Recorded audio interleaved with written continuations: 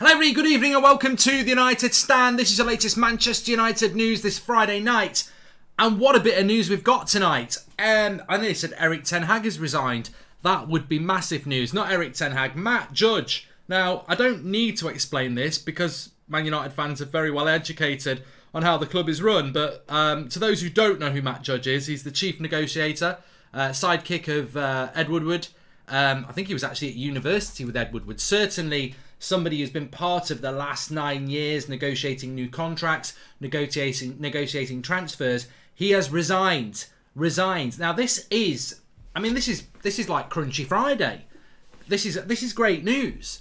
This is absolutely incredible, Mark. It's absolutely fantastic. Could it be magic now? It's fantastic. Absolutely brilliant news. I don't feel guilty saying that because I don't know the guy personally. I don't know Ed Woodward personally. I wish them all the best personally. I don't know them personally. But, you know, I've worked in jobs. I'm sure you've worked in jobs. And when really incompetent people leave, you go, that's going to make my life better. And I'm sorry, this is a guy who is... I mean, look, there's just so many things that he's negotiated badly. But this is a guy who paid £80 million for Harry Maguire, gave him a 6-year contract with an added year. So basically gave Harry Maguire a 200 grand a week, 7-year deal, 80 million signing, taking him to his 33rd birthday when he was 26. I mean, that's got to go down as one of the worst ever deals done. It's almost like, well, he was a Leicester centre-back. Did he think it was Maldini or something? Like prime Maldini? A Leicester centre-back, £80 million, 7-year deal, 200 grand a week. We're Manchester United, for God's sake. What were you doing? 7-year deal. I mean, and there's more. There's bloody more. There's Alexis Sanchez. There's bloody the £150 million summer where we spent it on Maguire, Wan-Bissaka and James. There's just loads and loads and loads of stuff. And as well, I think it was the Athletic, Laurie Whitwell, saying tonight, what are United going to do this summer without Matt Judge? It sent shockwaves through the club. Well, for a start, we won't spend 70 million on Calvin Phillips, and we won't offer Paul Pogba a 500 grand a week deal, will we? I mean, I think. Look, I am available. I've got a bit of banking background, and I'll probably do a better job because some of the money we've put out, it's bloody ridiculous, and I just don't get it at all.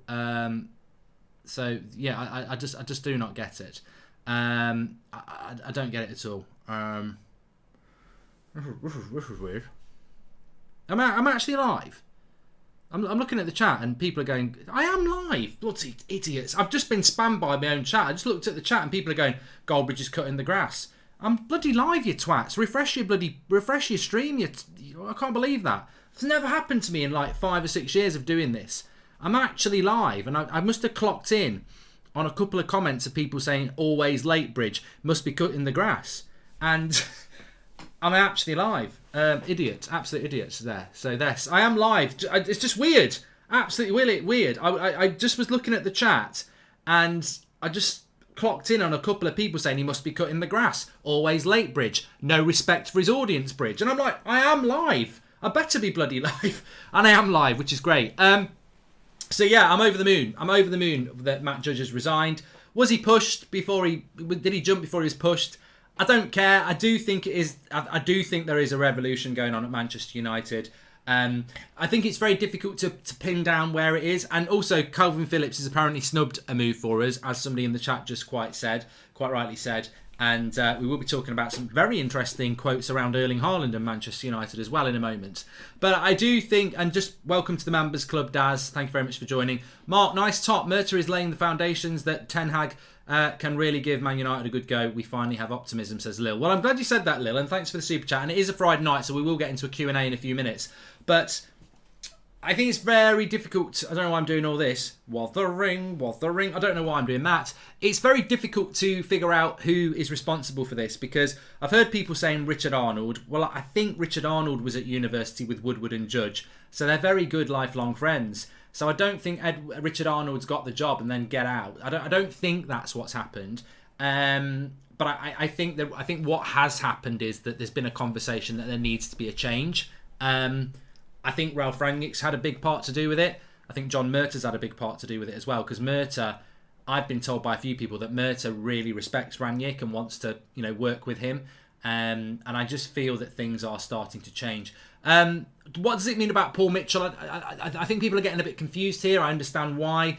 I think people think Paul Mitchell's going to take Matt Judge's job. Matt Judge is a chief negotiator of transfers and contract renewals. So he's a financial person, really. That's not what Paul Mitchell is a talent scout sort of person. He's not a negotiator. So they'll have to bring somebody else in.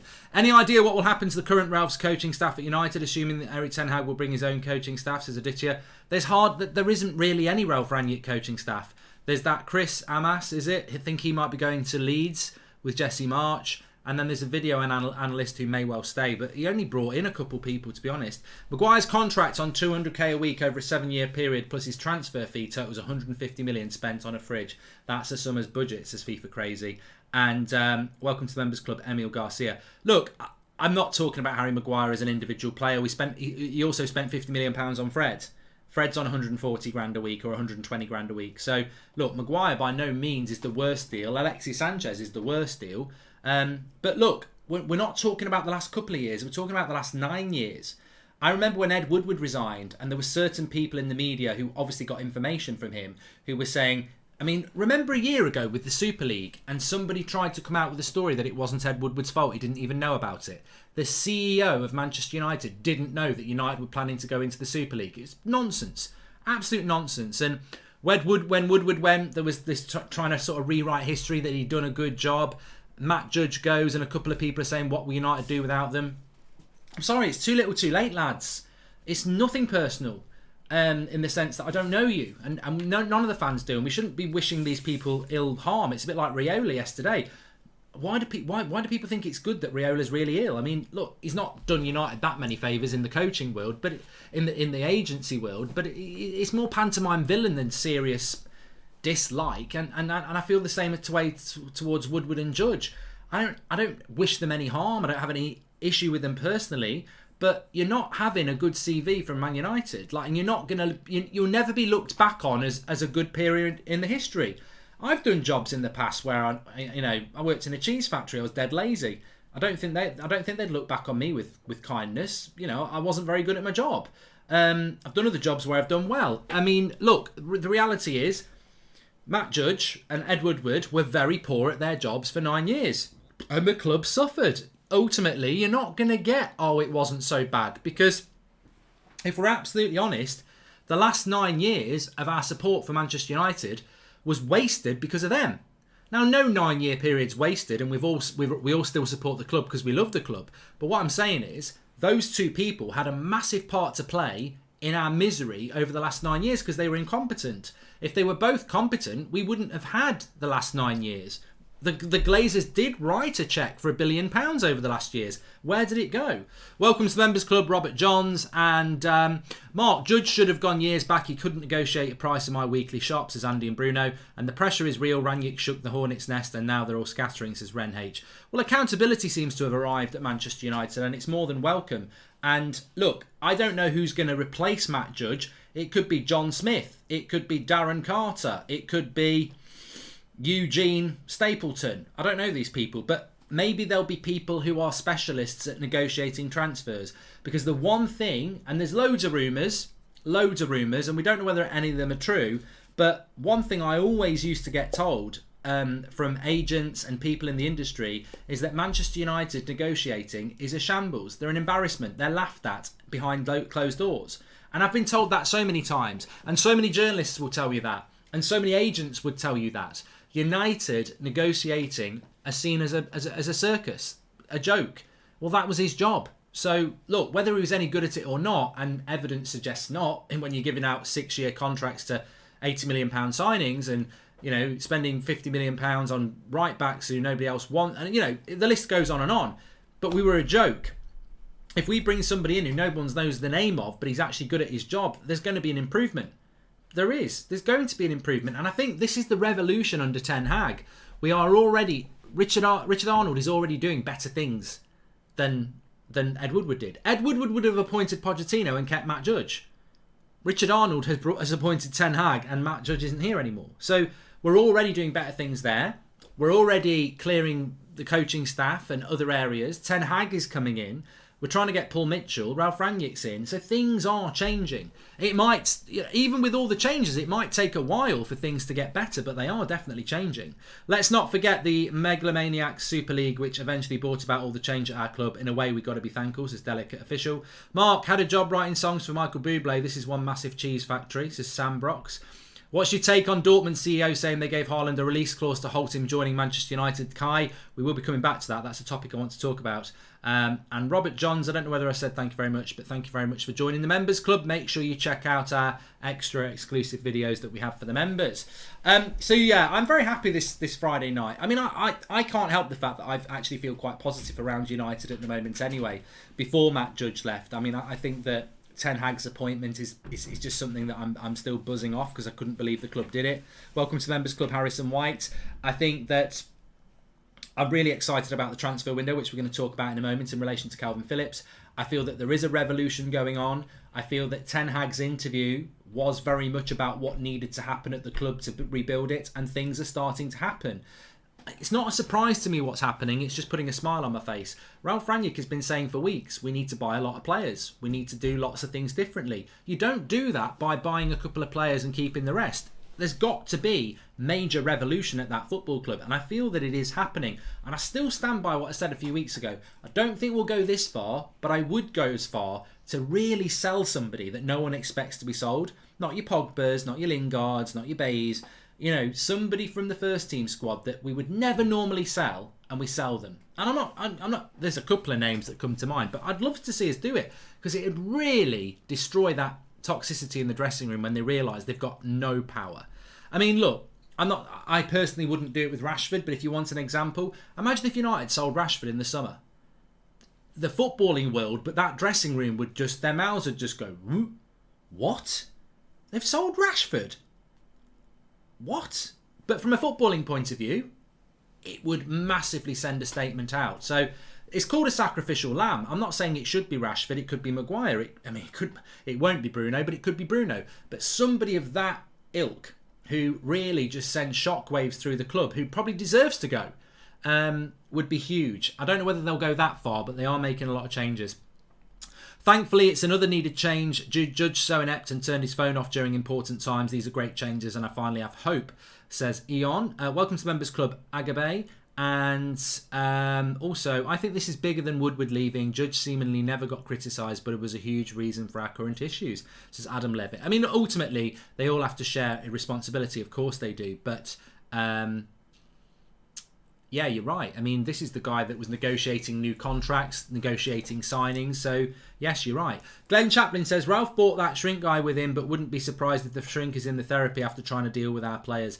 And yeah, look, just going back to what somebody said there about the rumours. I mean, I think it was Patrice Evra who said that he was trying to get somebody to get in contact with Matt Judge, who couldn't, an agent that had a player that we might be interested, couldn't get in contact with Matt Judge, so Patrice Evra had to get involved. There was another rumour that he used to turn his phone off at 9 o'clock during the transfer window at night. I mean, you know, United stand show doesn't finish till 9:05. I mean, the fans are up, and yet our chief negotiator may not be up. So there's loads of rumours around it, and it has been incompetent, and we needed a change. We did. How many players did Klopp, Pep or Tuchel bring from their previous clubs? Just funny the press is linking us to Ajax players. Would you be surprised if we didn't bring any player from Ajax, says Olu. Good point, mate. We might not. That's a really good point. We don't have to bring any Ajax players in. I think the fact that Ajax are a selling club and they have a very big train of talent, it would be, you know, it's a decent Ajax side, and it wouldn't be a bad idea to bring some players in. But oh shite, I'm going to be in big trouble here. Wait a minute, I'm going to be in really big trouble. 1 minute.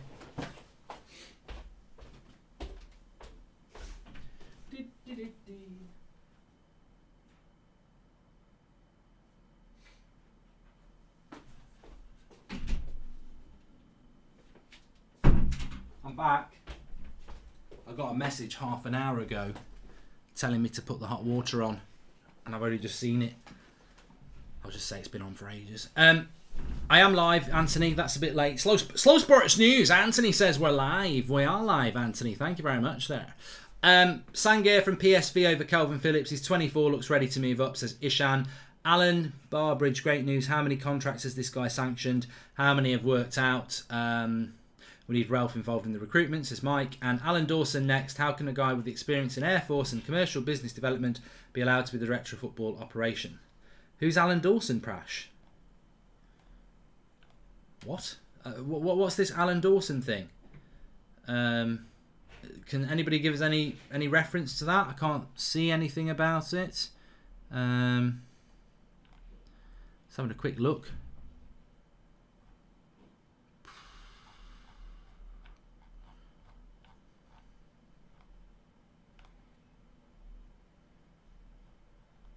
I can't see anything about that. I don't know what that's all about. I really don't know.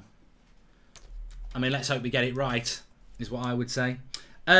Going back to Calvin Phillips, though, we'll just move the story on a little bit because it is a Friday night. I want to get into the Q&A a little bit. So, a story coming in from the Mail that Mark heard United scouts were watching Habib from Strasbourg, says Kay. Okay.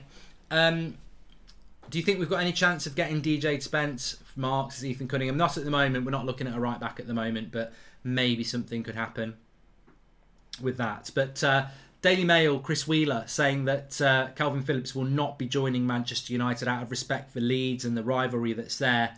So, I mean, look, I think in relation to the centre defensive midfield position at the moment, we're not going to get Rice because he's too expensive and we're not in the Champions League. We're not going to get Tchouaméni because we're not in the Champions League. It doesn't look like we're going to get Calvin Phillips. And looking around the fan base a little bit on social media, people are... Martial's world class, says Ricky. Looking around, and Sam Brock says, I'm starting to think the fullback positions are just as important as CDM.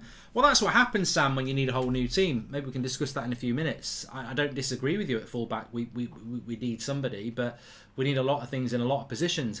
I think there's a few fans getting a bit stressed about the CDM at the moment because we need one. And if you're not going to get Rice and you're not going to get Tchouaméni and Calvin Phillips doesn't want to come, where do you go next? But I'm not worried about this because I think everybody knows at Manchester United and outside Manchester United that we do need to buy a midfielder. Now, if you can't get Phillips and you can't get Rice and you can't get Tchouaméni, do you panic or do you go to Ralph Rangnick and say, "What do you think?" And he'll go, "Well, I can think of 10. I can think of 10 we can go for." Like, maybe you should have listened to me in January about Zakaria because he was available for 5 million, but there will be lots of players out there that we can go for, and we could always go back to Kamara. We could always go back to that. We can almost, there's Basuma, there's Ruben Neves, there's Hadara at Leipzig. I mean, they're 4 players that we've been linked to in the past quite recently, so I don't think they're miles off Calvin Phillips either. Finally, we're seeing changes in this club than the usual, and it would take time, but I'm happy because it's step by step towards the right way, says Rashid. And happy Friday, Mark. Levin or leaving United stand or just too pressed to come on when we're rubbish, says Mank. I don't know why people keep asking me about this because really we're talking about something completely different, but I have answered it about 4 or 5 times, and if you're not watching the shows and keep asking the same thing, it's really boring for people like myself and anybody else who does watch the shows a lot. Levin, if you check his Twitter, is off in Switzerland doing amazing things for Twitch. I get on very well with Levin, as does everyone involved with the United stand, and he's just had to stop doing it because he's doing stuff with Twitch. He still does little bits around United, but he just can't commit to watch-alongs and things like that anymore because he's doing really well in the world of Twitch, and all the best to him. Mark, is it true you dated Pixie Lott before she was famous, says Johnny the Max? No. And Mark, did you see Sports Bible's article about you settling the Ronaldo's the problem debate? I didn't, Josh, but good. I don't know how I did it, but good. Do you think Paul Mitchell's incoming, says Between the Sticks? Well, that was one of the topics I wanted to talk about as well. I also want to talk about Gravenberch, Fred's contract, Deleu's contract, and Haaland, and then we'll get into the Q&A. So let's whiz through this. So I think there's a very good chance that Paul Mitchell will come to Manchester United.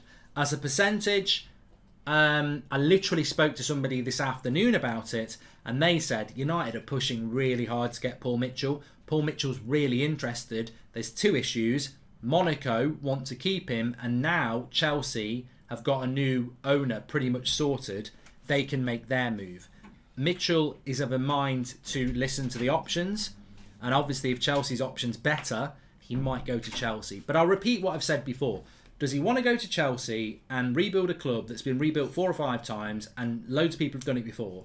Or does he want to come to Manchester United, who've not been rebuilt for over 30 years since Sir Alex Ferguson, and rebuild it? And I think Man United's the better option. But you never know with United. Can they negotiate the right deal? But I think Mitchell to Man United makes a lot of sense. Sorry, bro, watch all the time but hadn't heard. No worries, Mank in Chicago. Thank you very much. Mark, did you see sport? I've done that one as well. Next thing I want to talk about is the Gravenberch. I want very, very quickly. Somebody said, can you talk about Ryan Gravenberch from Ajax? Bayern Munich still haven't got a deal done with him. Do you think United could swoop in? I think Gravenberch is a really interesting player at Ajax. I mean, funnily enough, we've just been talking about signing players from Ajax. I would sign Timber, Gravenberch and Anthony. I'd love to sign 3 of them. But I'm also logically realistic that signing 3 players from Ajax as part of our rebuild is ridiculous. You can't sign 3 players from Ajax. But we're not going to get Gravenberch anyway. I think he will go to Bayern Munich. I think he wants to go to Bayern Munich. And it's just about the price that happens with 1 year left on his contract. The story today from Mike Verwell, who's a very good, we've mentioned him a lot around Ten Hag. He's saying that Gravenberch will run his contract down if they don't accept the offer from Bayern Munich. So he clearly wants to go to Bayern Munich. Could United hijack that deal? No. There's a lot of work been done by Bayern Munich. He wants to go to Bayern Munich.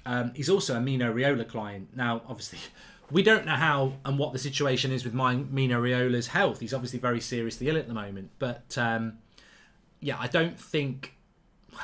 I mean, look, I don't think that will happen. I really don't. I meant Alex Dawson should go next. He's director of... Oh, Prash, thank you very much. He says Alex Dawson's already at the club. He's director of football operations. His expertise is in Air Force and business commercial side, not football things. Didn't even know who he was, Prash, to be honest. But you're right. Hi, Mark. I haven't been keeping up too much. That's why I want to ask why the recent hate for Bruno. I believe you said that he turns the club around, says Alex. Well, Alex, I really appreciate the super chat. I really do not appreciate the word hate. I don't do hate. I always say this. I can't stand it as an explanation, and I appreciate that you might not mean it in the way that you mean it. But what with all, you've literally just typed what's with all the Bruno hate. I don't hate anybody, so I don't appreciate that comment at all.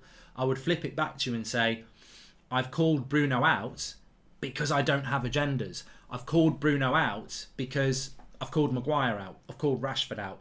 Rashford's a player I like. Bruno's a player I like. They haven't performed. Martial was a player I like, but he had a bad season last year. It's got nothing to do with hate. If anything, it's to do with the fact that I love Manchester United Football Club, and these players have let us down this year. I don't hate people. It's not hating on people if they're not performing well in a Manchester United shirt. And I think it's just a really toxic word to use.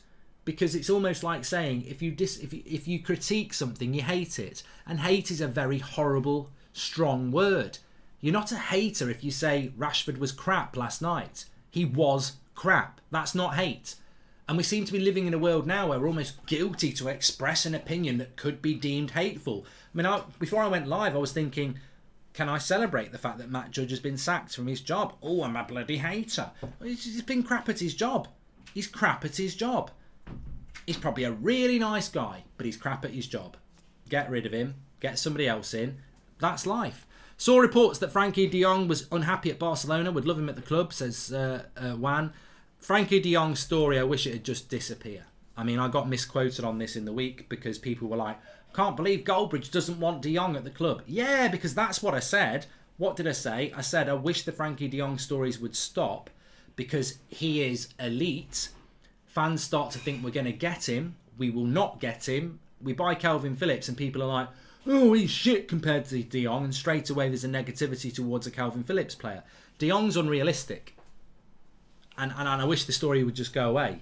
Do you think we would have seen all this change at the club if we appointed Conte instead, says Che? I don't know, mate. It's so hypothetical. I really don't know. We should have gone for Conte, but I don't know. I don't know. I think a lot of this change has come around because of the relationship between Murta and Ranić, to be honest. Appreciate the content, Mark. Good to have something to listen to while preparing for my exams, says Mateus. Good luck in your exams. What about Ndidi for CDM? Thoughts on swaps like Rashi for Frankie? Not going to happen, Sakin. I mean, look, if we can keep it...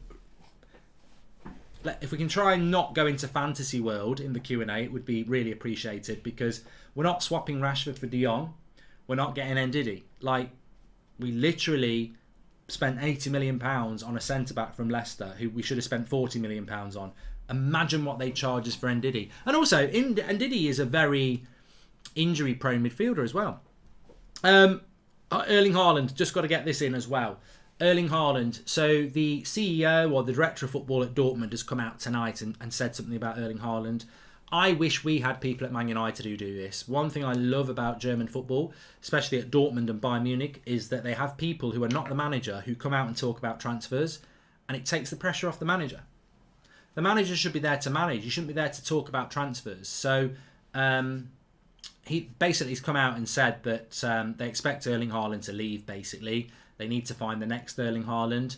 They only got Erling Haaland because they said he could have this release clause. And if they hadn't given him the release clause, he would have come to Manchester United. So some United fans are going, oh, but look, Dortmund are stupid at the end of the day. Well, they're not stupid. They took the risk. They are going to get £70 million for a £150 million player. But they wouldn't have got him if they hadn't have offered up the release clause. So basically what happened is United wanted Haaland. Ollie clearly thought he'd got Haaland. And Dortmund, to get the deal done, basically said to Raiola, we'll buy him, but you can have a release clause in 2 or 3 years' time where he can go for 80 million. And Raiola went to Haaland, look, you're going to be worth 150 million if you do well. We're going to make a hell of a lot of money. So it was a business deal. It was a business deal for Dortmund. It was a business deal for Raiola. It was a business deal for Haaland. It's sad that the world of football becomes like that Erling Haaland probably would have come to Man United if Dortmund hadn't have put this business deal proposition to them, and they took it as a business deal. That's not signing for Borussia Dortmund, is it? That's not signing for Borussia Dortmund. That's signing for a club where you go and try your hardest for 2 or 3 years because you know as long as you can increase your value beyond 80 million quid, your quid's in, because Dortmund gets 70 million as the release clause, and then you say to everybody else, well, I'm a £150 million striker, where's my 70 million? And that's just the modern game, I suppose. That's just the modern game, and that's why I hope football doesn't go that way, because if he did want to buy Gravenberch, maybe he goes to a club that will give him a release clause. I don't know, but Bayern Munich probably won't do. Why would Bale get extended over 6 months, says Sir Nigel Farage? I don't think we're in for Gareth Bale. And Mark, it's tragic. You spend half your show explaining to people basic of how to communicate, says Andy and Bruno. And thanks for being a member for 2 months, Alex. He says, Mark, getting Kamara for free would be the cornerstone for the new era under Erik ten Hag. Alex, don't go off Kamara off my FIFA career mode. I know it was an epic episode this afternoon, and I'm buzzing off that. But I'm not so sure that Kamara is the right player for United to go for. We were offered him by Marseille in January for 5 million quid, and we said no. He's free in the summer. I don't think United didn't go for him in January because he's free in the summer. We just didn't want that deal, and I don't think we're going to go back in for him. We need to buy multiple good players and turn them world-class rather than blowing the budget on the 2 shirt shellers, says Oliver Barnaby. And before we get into the Q&A, the final thing I just wanted to talk about is, and it sort of fits in with contracts, etc. I don't know whether anybody realises this, because we have been talking about Rashford for a long time. Rashford's not out of contract in the summer next year. We've got the option for another year. So he's got 2 years left on his deal, really. But Fred is out of contract next year, and Dalot is out of contract next year. So I don't know what you think we do with those two, because I think it's dangerous, really. Fred's on 120 grand a week. I just want to talk about Fred for a moment. Lil says, emulating Dortmund scouting would be perfect for Man United. I'm interested to see what gems we may unearth in the next couple of seasons. Yes, United scouting needs to be a lot better. Look at Leicester, they've scouted really well. Look at Leipzig, they've scouted really well. Look at Dortmund, they scout really well. One of those clubs, Ralf Rangnick was a major influence on. So hopefully with Rangnick in there, and if we can get Paul Mitchell, we can become a club that scouts really well. United should build our team around Alex Telles, says Drake. Put the beer down, Drake. You know, you've had too much for tonight. But look, going back to that, Dalot and Fred both have their contracts up next year. And Brutos says Twan Sebi's coming back this summer. I mean, is that exciting? I mean, he's not set the world on fire at Napoli. He's not set the world on fire at Villa. There was a time where I think Ollie should have given him a run, but you've also got to say, at Villa and Napoli, if you're any good, you should have found a way, and he hasn't found a way. So I mean, never say never, but I can't say I'm excited by it, to be honest with you. It's the same as bringing Pereira back. I'm just not excited about it. But in relation to Fred, year left on his contract. I've got absolutely no doubt United will give him a new contract. I'm just saying, I did know what you meant to Nigel Farage. I mean, Greenwood's bail's been extended because they're still investigating, and you can extend beyond 6 months.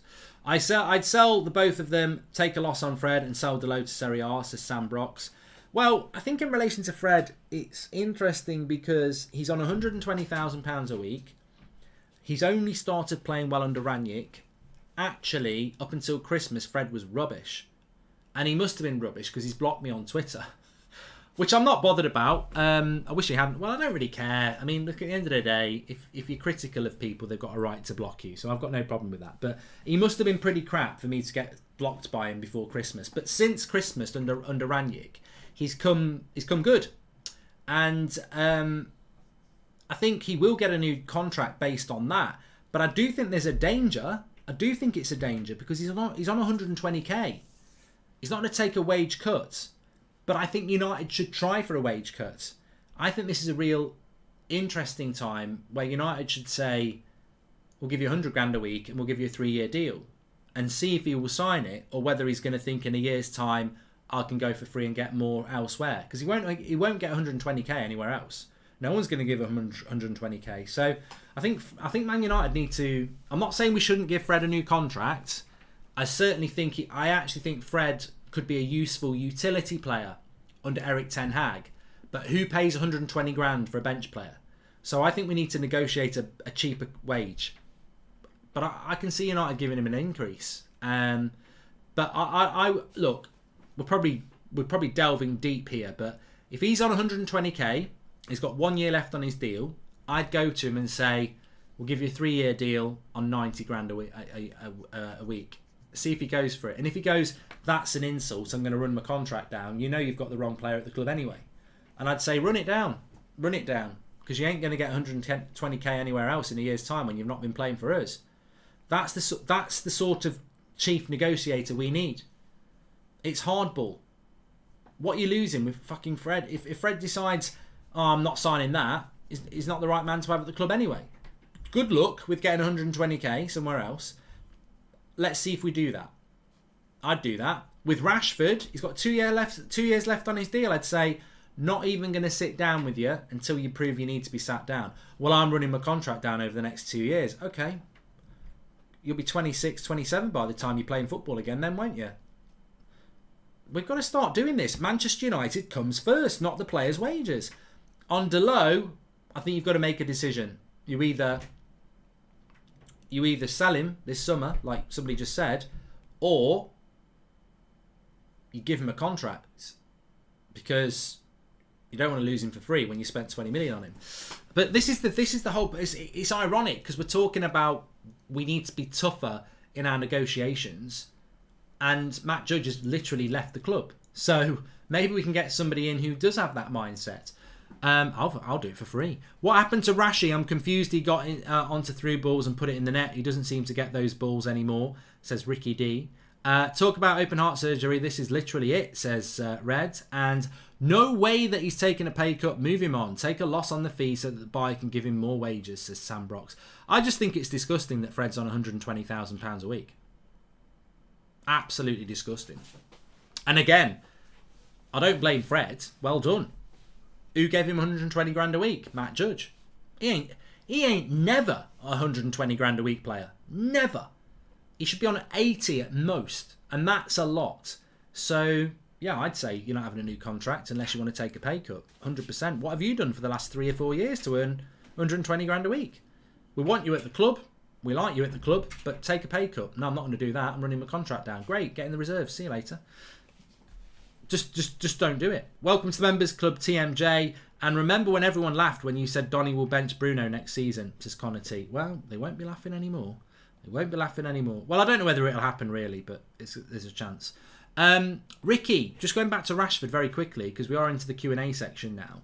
I don't know whether he was watching the watch-along last night. There was a great comment on the watch-along last night, and I think it's really, really good about Rashford. And it feeds into what we've discussed many a time. Tell me a player in the last 3 years who's developed, got better, I suppose. Forget the word develop. Tell me a player in the last 3 years who's got developed and improved their game. Nobody. We've had Scott McTominay, we've had Martial, we've had Rashford go in the last 3 years from early 20s to mid 20s, and none of them have improved. That's on the coaching. I feel sorry for the players because that's on the coaching. McTominay's not developed his game. I mean, look at him last night. All effort, no talent. Like, he literally hardly touched the ball, and when he did, I think in the second half, his first successful pass was in the 83rd minute. He had a bad game last night. He did. And but he's not been developed. Rashford's not been developed. Martial wasn't developed.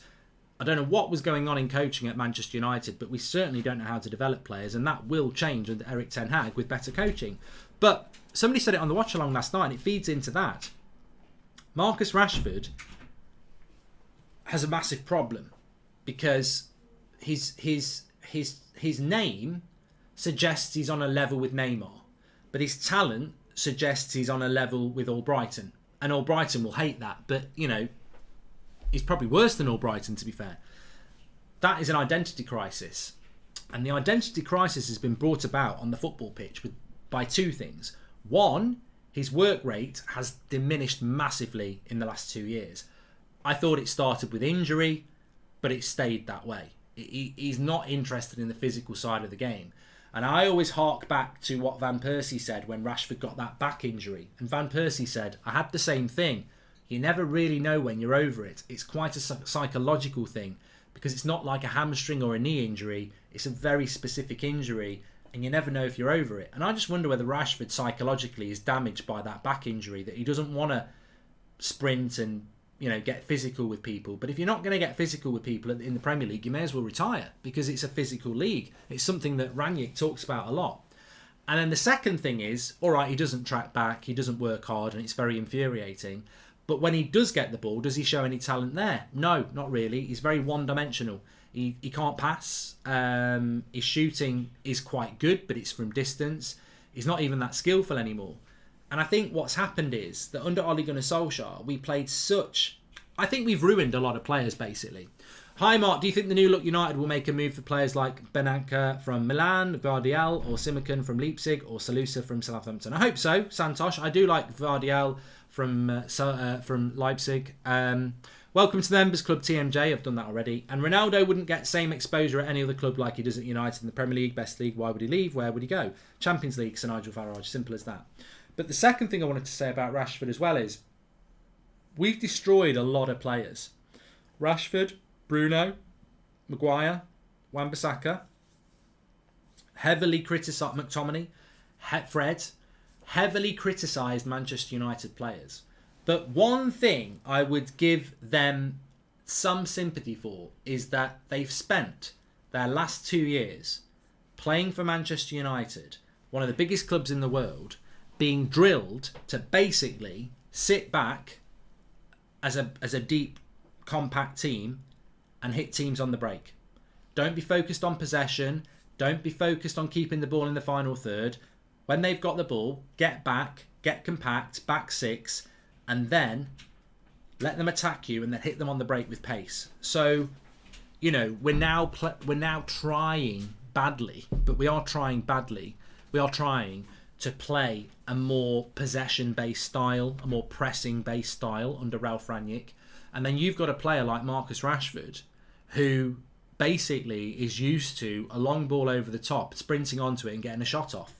But we're not playing like that anymore. So I think his game is very one-dimensional. And I think we've seen the same with a Harry Maguire, where he was just standing on the edge of the penalty box with two CDMs in front of him, a centre-back very close to him and a left-back very close to him. And he was never going to get exploited, and he was never going to be left one-on-one with the striker. And now he is, and he's had a problem with it. And I think a lot of this goes back to the coaching of the last 2 years. We've undercooked our players. We've made them play a style of football that basically Tony Pulis used to play, where it's a very easy style of play to play. Quick players on the break, get a shot off. When we haven't got the ball, everybody get back, get compact, and just defend deep. That's not football. It's not modern day football. You look at somebody like a Raheem Sterling at Man City, he's got to work hard to get the ball back. And when he's got the ball, he's got to retain the ball. He's got to play little triangles. He's got to move. He's got to go with the left back. He's got to make space. Rashford ain't used to that. You look at someone like John Stones. He's got to play a high line. He's got to be left with the striker. When he gets the ball, he's got to carry the ball. Maguire's not used to that. So, yeah, they've been crap. Bruno's the same. Go out there and do what you like, basically. Everyone else will work hard. Now you're playing in a system where you've got to press in an organised way. You've got to retain possession. They've just been given really, really basic instructions for 2 or 3 years. And now they're lacking. Now that we've got proper coaching coming in, they're really lacking. They're almost like youth players again, because they've been... Any talent's more or less been coached out of them, and they've become very basic players. Team wasn't aggressive in defence, says Sam Brox, passively standing by but not getting close and trying to tackle. McTominay was watching Chelsea stroke it around our box, says Sam Brox.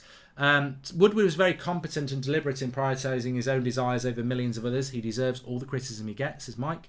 And just a quick question. Well, look, one thing I know from people who work at Manchester United is that when Woodward was in charge, there was arrogance that we know better. That was the mentality of the board.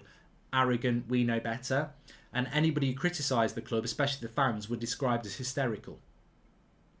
Now the club's listening to the fans, because that's why I know Ed Woodward would have appointed Pochettino, because he wouldn't have listened to the hysterical noise. He would have appointed what he thought was right. Richard Arnold and whatever else has gone there, they've not gone with Pochettino. They've not gone with what Gary Neville or Roy Keane or Rio Ferdinand think. They've gone with what the fans think. They've gone with what the majority think.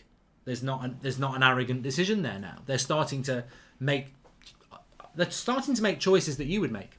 Just a quick question. When will Ten Hag join Man United's dressing room? Says Shahir. I haven't answered it before. So he's going to be manager of Ajax until the back end of May. He officially starts at Manchester United on July the 1st. But actually he's already really started. Not properly, but United are already consulting with him on certain things. There is obviously preference for Ajax, and he's prioritising that. But yeah, things are starting to happen. Aaron Wan-Bissaka converted to CDM. I'm a genius, says the Stone Roses. I mean, I've always struggled with the Lindelof to CDM thing, as you know. At times this season I would have done it, but I've got absolutely no idea how Aaron Wan-Bissaka could play at CDM. He spends most of his time on the grass. I mean, sliding. He's only really got a right foot. Yeah, he'd be one of the world's worst centre defensive midfielders. And look, I'm not saying that's because he's a bad player. I think if you put Harry Maguire at CDM, he'd be dreadful as well. Like, it's a specialist position. I've played CDM, not at the highest level, but I've played it. And you've got to be very symmetrical. You've got to be able to play the game off the left side as well as the right side. You've got to be very agile. Your brain's got to be very much that left side as important as the right side. Some people are very right-sided, so they play on the right side, and some people are very left-sided, so they play on the left side. And yeah, agility is massively important. The ability to read the game. There's no way Aaron Wan-Bissaka could play as a CDM. Rory's been a member for 19 months. Thank you very much, Rory. He says, Maguire was bought for a counter-attacking way of playing, but now United play a pressing way. Maguire is exposed, says Rory. Well, look, Harry Maguire plays very, very well for England. England play a back five, mostly, with 2 CDMs. That's perfect for Maguire, but it's not perfect for United. It's not what Liverpool or Man City or Chelsea are going to play. And people say, well, Chelsea do play a back five, but they don't play a back five like England do. They don't. They will put their centre-backs on the halfway line, as we saw yesterday. Reece James and Alonso were basically wingers, so it just doesn't work. It won't work. It hasn't worked. I don't know whether it will work. I mean, look, give him a chance. I think Ten Hag will sign Vindal to replace Tellez. Vindal is captain at AZ Alkmaar and was linked with Ajax, says Andy Joyce. Well, look, it's interesting. We had a question from somebody before saying, do you think United should be buying players from Ajax? And I actually think there's a really good point that's been mentioned there by Andy, and that is that are we missing a trick here that Erik Ten Hag... Look, I know the Premier League really well. I know James Ward-Prowse is a very good player at Southampton. So Erik Ten Hag's been managing in the Dutch league for the last 3 or 4 years, or maybe longer. like Andy just said there might be a left back at AZ Alkmaar. There might be a midfielder at PSV. There might be a really good striker at Feyenoord. I mean, there isn't. But what I'm saying is he will know the talent within that league. And it might be that we go for someone like that. Mark, my Bruno would be as awful at CDM as Wan-Bissaka, says Andy and Bruno. Yeah, it's a specialist position. We've been talking about this for years. You can't put square pegs in round holes. And United have been doing that for too long. Specialism is really important. And look, Matt Judge is gone. Ed Woodward is gone. Rangnick is here. Ten Hag is coming.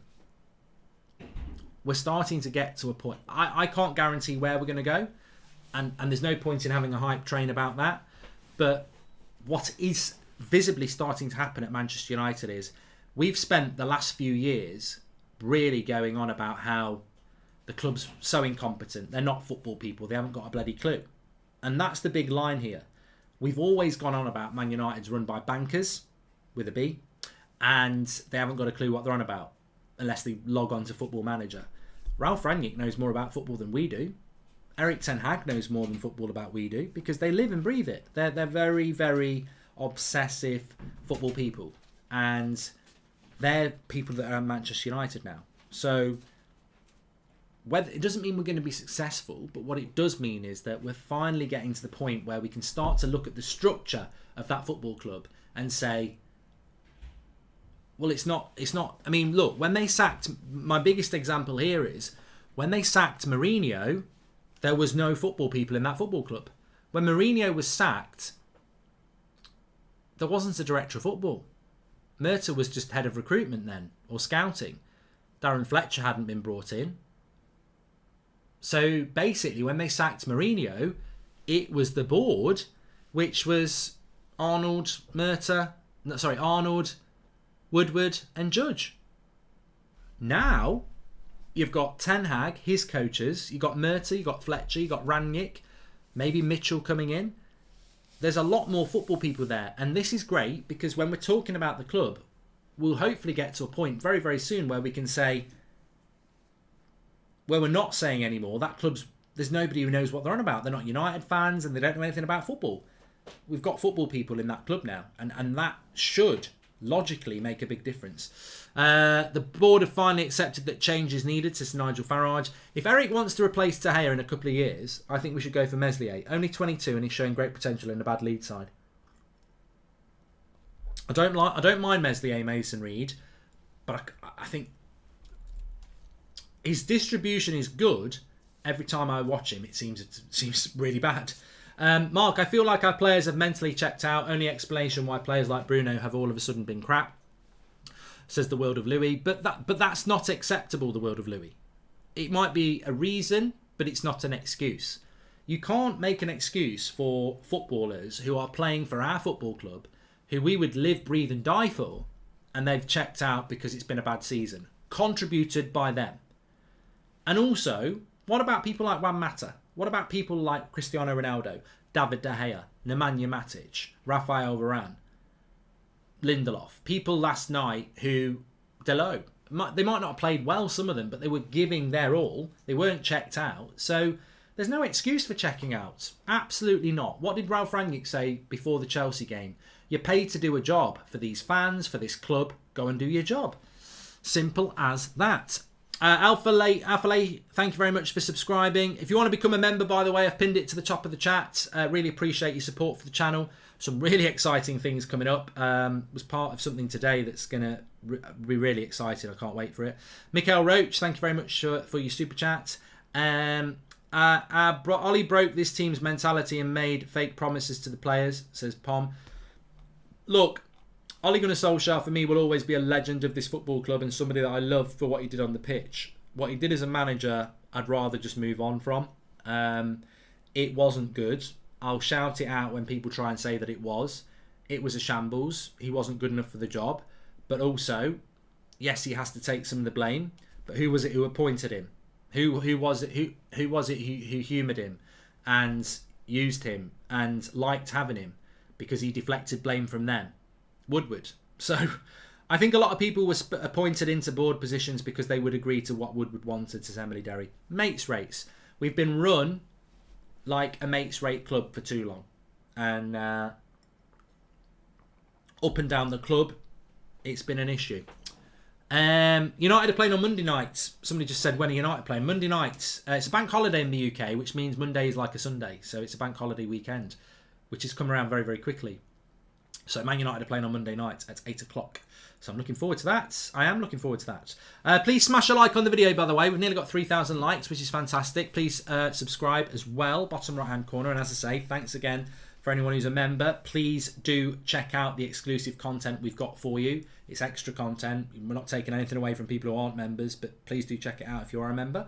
When Maguire and Fred signed, you were wagging your tail and were happy. Hindsight is a wonderful thing, says Rash. What do you want me to say about that? I don't really understand where people come from. I said this the other day. All these people who go back 2 or 3 years and find a tweet and then post it and go, ha ha ha. And hundreds of people retweet it and go, ha ha ha. And I think you're just exposing your own stupidness. Because when we signed Harry Maguire for £80 million, it's not my job to scout him.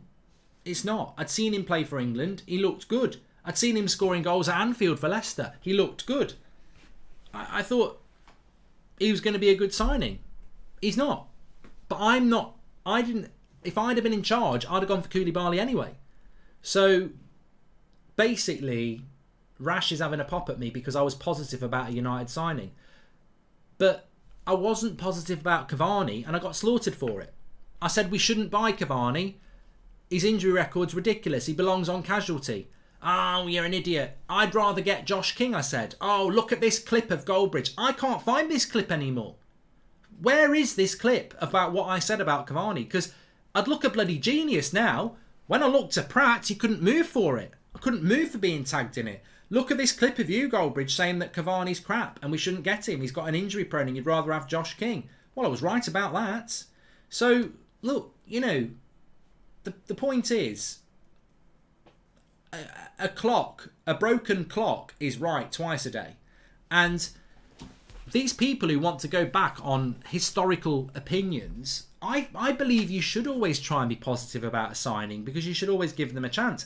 I desperately didn't want Fellaini, but I was like, let's hope it works. Oh no, he actually is not the sort of player I want at this club. Not pessimistic, but Woodward out, Judge out, Ranić in, Ten Hag in. Is the United play? Is it United playing the big cover-ups, says Ray? Well, you know, somebody was saying today, because we've had all these protests, etc., and everyone's got a right to protest. And, you know, I firmly am behind any Glazer out movement that's about the Glazers being out. As I've said many times before, we should have been having protests for Glazers out when we won the Champions League, when we won the league. Nothing's changed in 17 years. We're in debt. They take dividends out. It shouldn't be about performance on the pitch. But then you get people saying, oh, we're only protesting because we've been shit this season. Would we be protesting if we were in a title race? And it's probably a good point, but it doesn't solve the issue of the fact that Glazers out is right. I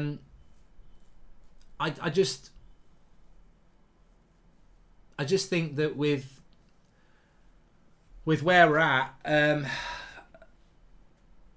that the club at the moment are staggering very good news. Now maybe that's because they're trying to move.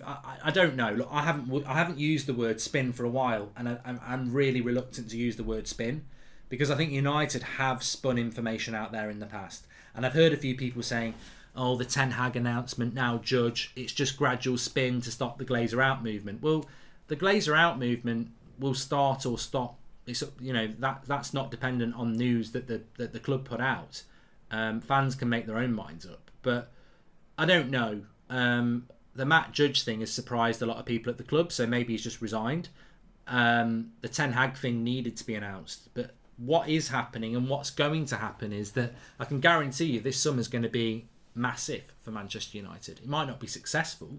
We might buy the wrong players. We might not sell the right players, but we are going to be very, very, very active between June and July. June and September really, because even though we start the season, the transfer window's open. So it's going to be massive and it's going to be huge, and the club's going to get a lot of exposure because of that. So, I don't think the club are spinning this. I think things have got to move quickly. Ten Hag comes in, Matt Judge goes out, Paul Mitchell comes in, signings start to come in, players start to go out. I mean, I don't know whether we're going to get Paul Mitchell. I hope we will. But what I'm saying is, I don't think we're going to have periods of time where nothing happens, because revolution has to gather pace, and that's what we're going to see, I think. Chelsea, Tchouaméni, Madrid, who we got, says Vic. And Woodward is to blame for everything that's gone wrong, but we also must admit that at the time we all wanted Ollie to be appointed permanently, says Jameson Gray. And would you rather we got owners like City but Ollie back in charge for the next 10 years, or Glazers in charge for 10 more years with Woodward back as CEO and Ten Hag as FIFA crazy? Well, I'll let the chat reply to that, because I can't be bothered with hypotheticals. And would you rather have we got the owners like City but Ollie back in charge? I mean, it's a hypothetical. I don't really like hypotheticals for FIFA crazy, to be honest, because it's not realistic, is it? We're not going to get owners like City who come in and say, let's give Ollie the job. It's like an alternate scenario situation, isn't it? So, it's like saying, would you like to have massive feet or massive hands? My mind's moved on from those sort of hypotheticals because I'm just so busy thinking about realities. But I think with where we're heading as a club, I think we have got to consider that things could work out really well, but they could also fail. Of course they could. I don't think anybody is suddenly going to start saying that. We've spoken about Haaland already, by the way. The most important thing signing this summer is Mitchell, says Sean from Ireland. But Jameson Gray made a good point, and he said that as much as Woodward's been bad, we all wanted Ollie to get the job. And I must come back to that, because it's always something that irritates me. Thoughts on Spence? I think he would be a great signing for United. Easy to get as well, on loan from Borough, says SEO. Well, fortunately, I know quite a lot about the Spence situation. And United are not in for him at the moment. And we're not looking for a right back. So that could change. Eric Ten Hag's not even in post at the moment, so it could change. But at the moment, But Nigel Green says hindsight is a wonderful thing. You know what? I'll defend the fan base on this. We should not be attached. Blame should not be attached to the fans because we wanted Ollie to get the job. There's a clip of me outside Old Trafford being mobbed as I did a fan cam, because people started singing Ollie's at the wheel, and I started singing it, and then you suddenly lose me on the show because everyone's going, oh, Ollie's at the wheel. And look, everyone was like that. The fan base was buzzing. Mourinho had gone. We went on a good run. Ollie put a smile back on the face as an interim. The club had momentum. We won that PSG game with the Rashford penalty. I don't think we were playing fantastically great football, but we were just getting results, and there was a smile on the face. But Ed Woodward said in the December, we won't be rushed into a decision. We will wait till the summer, and we'll assess our options, and we will get a manager from there. That's what you expect from a football club that's run properly. The fan base has got every right to get excited. In March, Ed Woodward gave Ole Gunnar Solskjaer a deal. At what point did Ed Woodward go, I've made a really competent decision in December publicly by saying we're going to wait till the summer? And then he sees all the fans singing Ollie's at the wheel, and he goes, here's a quick win for me. We've given Ollie a contract. It was just a bad business decision. No, I don't remember any United fan apart from Ferdinand going, get the paper, get the pen and sign it. I mean, if anyone's to blame, it's him. I'm joking. But I don't remember the words to the song being, Ollie's at the wheel, give him a contract at the end of March and see if we fail in top four. It wasn't about that. Everyone was happy. Everyone was positive. But we should have waited till the end of the season. There was no reason to give him a contract at the end of March. Nobody was singing about that. They were just happy about the situation. And what happened? They gave him a contract at the end of March. We lost a load of games in April and we didn't get top four. So the fans have got no association with that blame at all. The fans are allowed to get excited and sing and, be very happy with Solskjaer and say, I'd give him the job if this continues. But never in a million years should a football club have handed a contract to somebody at the end of March before the season was over. It was absolutely crap from a CEO to sign that off, and the Glazers and anyone on the board. That was a stupid decision, and it set the club back because instantly it became a mistake because they gave him the contract at the end of March. We got beat by Everton 4-0 at Goodison Park. I think we got beat by Huddersfield as well at the end of May.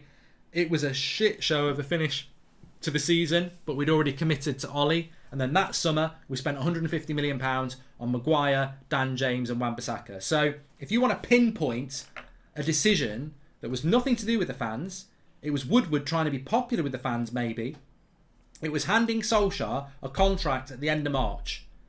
It absolutely was a stupid decision, and the fans should have no part in that. No fan was banging on the door saying get a contract out at the end of March. Do you think the reason, and even if they were, that's a football fan. Football fans have got the right to get lost in a moment.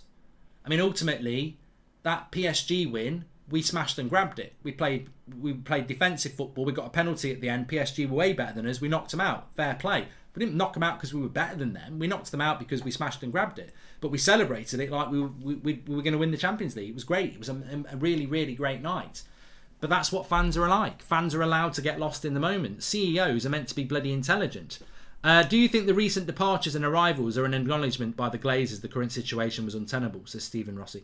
Well, I don't know. I don't actually know. I'm not going to give the Glazers credit for this unless it continues for years and years and years, because actually, why has it taken 9 years for the Glazers to realise that Woodward wasn't good enough, that Judge wasn't good enough? I don't think it's the Glazers. I think what's happened is they've started listening to football people more. And I think people like Ralph Rangnick and Murta are actually getting listened to. Whereas for the last 9 years, you've had people saying, no, I know better. 200 million budget, who would you get this summer, Mark, says FIFA Crazy. If I had a £200 million budget, FIFA Crazy, I'd go to Ralph Rangnick and Erik ten Hag and say, get 5 or 6 players. Who do you think? We'll go and get them for you. That's what I would say. Doesn't matter what I think. Doesn't matter what you think. Just give them the money and let them get it. Sunshine, Gary Neville, says Nick. He'll be in bed by now. Gets up at 4 o'clock in the morning. Phil, I'm up, Phil. I've always been better than you. That's why I've got more caps. I'm hopeful for development of young players like Ahmad, Laird, Garner and other such prospects. Player development has always been an issue. Because, exactly, we've not developed players. So now we've got a situation where we can. Blaming fans is similar to blaming customers to why you ran out of business, says Olu. Exactly. I remember you saying it was a good decision on an emotional point of view, but on a footballing point of view, you had to wait till the end of the season, says Jameson Gray. Look, I guarantee now, if we go back to the end of March and somebody said to all of us lot, should Solskjaer get the job, and we ran a poll, he'd have got over 90%. Guarantee. But we're fans, lost in a moment. That's a football club that should have gone, we'll just wait till the end of the season and see what happens, because if this falls apart, the fans will be saying get rid of him anyway. But they didn't. They got lost. You know, that's not how you run a football club. Why do some say Ollie would have done better than Rangnick? Not even Pep could have salvaged this season. I think it's just an easy thing to say, Stephen, that that Ollie would have done better. We'd have done better with Ollie. We wouldn't have done better with Ollie. We were getting stuff by Watford. Would you rather get Poch 3 years ago instead of Ollie, or get Ten Hag now in the position that we're in? You know what, Ishan? I'll be absolutely honest. I'm over the moon that we've got Erik ten Hag, and I did not want Pochettino. But I think so much damage has been done to this club in the last 3 years that there's no certainty that we'll have any success with ten Hag. So actually, I would try 3 years ago with Poch if I had the choice. I would. I'm very happy with ten Hag now. He's the right choice, but I think it would be worth the risk of trying Pochettino 3 years ago rather than having to put up with Ollie to get ten Hag now. But each to your own, really, at the end of the day. 21 coming home, the Ten Hag effect, says Amir. I do not want to hear stuff like that. I'm not going to say we're going to block you, Amir, but I do not want to hear about titles or anything like that for a very long time. We've got a massive rebuild and let's see what happens with it. Anyway, look, thanks everyone for watching. Really enjoy the Friday night show. It's always a little bit different, a lot more interactive, and we go off on tangents, which is great. Please do subscribe to the channel, bottom right hand corner, and smash a like on the video. And big shout out to Lara, who's been a member for 3 months. Thank you very much for becoming a member. If you want to do that, click the join button. We will be back in the morning with the news show, all the latest transfer news, etc. And we'll have a normal show for you tomorrow night as well. But remember, we'll get a preview up tomorrow evening as well. We're playing Brentford on Monday night. 3 games to go, and I can't wait for us to get these 3 games out of the way, hopefully secure Europa League in football, and then get on with this exciting summer ahead of next season. You know, I think that's what most United fans want. Thank you, everybody. You're fantastic. I love the community we have. You know that. I can't thank you enough. I've been saying it for years. You're absolutely fantastic. I know we don't agree on everything, but we have a great community and we have great conversations. And it just wouldn't work if we didn't have you getting involved. And even if you're not typing in the chat, you're still part of it. It feels like it's live. There's a community, and I really appreciate it as ever. Have a great day, evening, whatever you're doing. I'll speak to you tomorrow morning. Thanks for watching.